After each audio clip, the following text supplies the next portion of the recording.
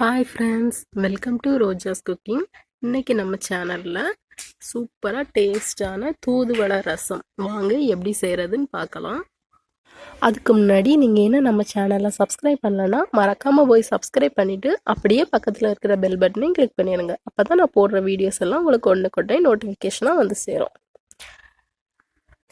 இப்போ இது செய்கிறதுக்கு வந்து ஒரு ஸ்பூன் குருமிளகு, ஒரு ஸ்பூன் மல்லி, ஒரு ஸ்பூன் ஜீரகம், அப்புறமா இந்த சைஸ் அளவுக்கு சின்ன துண்டு இஞ்சி, அப்புறம் ஒரு முழு பூண்டு எடுத்து வச்சுருக்கேன். அப்புறம் ஒரு 10லேருந்து 15 தூதுவளையெல்லாம் நல்லா கழுவி எடுத்து வச்சுருக்கேன். அதுக்கப்புறமா அந்த சைஸ் அளவுக்கு புளி எடுத்து ஊற போட்டு எடுத்து வச்சுருக்கேன்.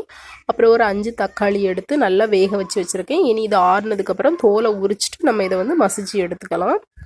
இப்போ இதில் வந்து நம்ம இந்த பிளேட்டில் எடுத்து வச்சுருந்த எல்லாத்தையும் நம்ம இந்த ஆரையை மட்டும் ஃபஸ்ட் நம்ம மிக்சியில் போட்டு நல்லா அரைச்சி எடுத்துக்கலாம். நான் வந்து இதை ஃபஸ்ட் ஏற்கனவே அரைச்சி எடுத்திருக்கேன். இப்போ நம்ம இதை வச்சு தான் செய்ய போகிறோம். தண்ணி எதுவுமே சேர்க்காம இந்த அளவுக்கு அரைச்சி எடுத்தால் போதும். இப்போ ரசம் செய்ய ஆரம்பிச்சிடலாம். அதுக்கு நான் ஒரு பான் பாத்திரத்தில் கொஞ்சம் எண்ணெய் ஊற்றிருக்கேன். எண்ணெய் சூடானதுக்கப்புறமா கடுகு சேர்த்துக்கலாம். கடுகு நல்லா பொரியட்டும். அதுக்கப்புறமா ஒரு வத்தலை வந்து நான் பிச்சு சேர்த்துக்கிறேன். ஒரு வத்தல் போதும், ஏன்னா நம்ம வந்து மிளகு இஞ்சி சேர்த்துருக்கனால காரம் கரெக்டாக இருக்கும். அதனால் ஒரு வத்தல் போதும். அதுக்கப்புறமா ஒரு 3 சின்ன வெங்காயம் போல் தாளிக்கிறதுக்கு தலை வச்சு பொடி பொடியாக கட் பண்ணி நான் போட்டிருக்கேன். இது நல்லா வதங்கட்டும்.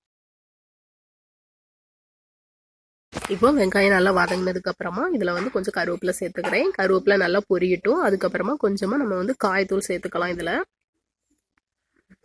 காய்த்தூள் சேர்த்து கலந்ததுக்கு அப்புறமா இதில் வந்து நம்ம அரைச்சி வச்சிருந்த அந்த தூதுவளை, பூண்டு, மிளகு, ஜீரகம், மல்லி எல்லாம் சேர்த்து அரைச்சி வச்சிருந்தோம்ல, அந்த இதை வந்து நான் இதில் சேர்த்துறதேன். சேர்த்து ரொம்ப வேண்டாம், லைட்டாக இதை வந்து கலந்து விட்டுடலாம். இப்போ லைட்டாக வதக்கி விட்டதுக்கு அப்புறமா இதில் வந்து ஒரு கிளாஸ் தண்ணி விட்டு நம்ம நல்லா கொதிக்க வச்சிடலாம். இது வந்து நல்லா வெந்து வரணும். அந்த அளவுக்கு நம்ம இதை நல்லா கொதிக்க வச்சுக்கலாம். இது கூடால ஒரு 1/2 ஸ்பூன் மட்டும் மஞ்சத்தூள் சேர்த்துக்கிறேன். மஞ்சத்தூள் சேர்த்து இதை நல்லா கலந்து விட்டுடலாம். கலந்து விட்டதுக்கப்புறமா இது வந்து நல்லா கொதிக்கணும். அந்த பச்சை வாசனை போகிறது வரை நல்லா கொதிச்சு வரட்டும். அதுக்கப்புறம் பார்க்கலாம்.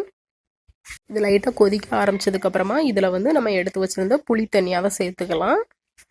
சேர்த்துட்டு இதை வந்து நல்லா கொதிக்க வச்சிடலாம். இது எல்லாம் சேர்ந்து நல்லா கொதிச்சு வரட்டும், பச்சை வாசனை போகிறது வரைக்கும்.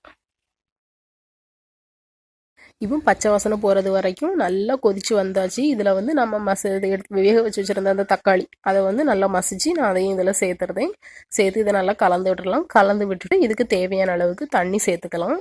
தண்ணி சேர்த்ததுக்கப்புறமா இது வந்து மறுபடியும் இனி கொதிக்க வைக்கக்கூடாது. லைட்டாக நுர பொங்கி வரும்ல, அப்போ அந்த இதில் வந்து நம்ம இதை ஆஃப் பண்ணிடணும். ஆஃப் பண்ணதுக்கு அப்புறம் தான் நம்ம இதில் உப்பு சேர்க்கணும். ஏன்னா இந்த நேரத்தில் சேர்த்தோம்னா அது வந்து ஒரு மாதிரி கடுத்து கிடந்த மாதிரி இருக்கும். அதனால நம்ம வந்து லைட்டாக நுர பொங்கி வந்ததுக்கப்புறமா அடுப்பை ஆஃப் பண்ணிவிட்டு உப்பும் மல்லி இலையும் சேர்த்து இறக்கிடலாம். இப்போ தேவையான அளவு தண்ணி ஊற்றியாச்சு. இனி இது வந்து லைட்டாக நுர பொங்கி வரட்டும்.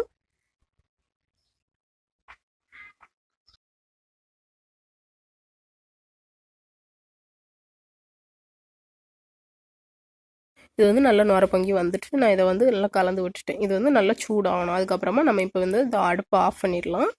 அடுப்பு ஆஃப் பண்ணதுக்கப்புறமா இதுக்கு வந்து தேவையான அளவுக்கு கொத்தமல்லி எல்லாம் கொஞ்சம் தூவிக்கலாம்.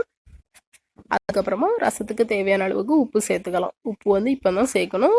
அடுப்பு ஆஃப் பண்ணதுக்கு முன்னாடி உப்பு சேர்க்கக்கூடாது. ஆஃப் பண்ணதுக்கு அப்புறம் தான் சேர்க்கணும். உப்பு சேர்த்து நல்லா கலந்து விட்டுட்டு நம்ம இறக்கிடலாம். அவ்வளோதான் ஃப்ரெண்ட்ஸ், சூப்பரான தூதுவளை ரசம் ரெடி ஆயிடுச்சு. இருமல் சளிக்கெலாம் ரொம்பவே நல்லது இந்த தூதுவளை ரசம். நீங்களும் இதே மாதிரி உங்கள் வீட்டில் செஞ்சு பாருங்கள். செஞ்சு பார்த்துட்டு எப்படி இருந்தேன்னு எனக்கு கமெண்ட்டில் சொல்லுங்கள். வீடியோ உங்களுக்கு பிடிச்சிருந்தேன்னா லைக் பண்ணுங்கள், ஷேர் பண்ணுங்கள், சப்ஸ்கிரைப் பண்ணுங்கள். தேங்க்யூ.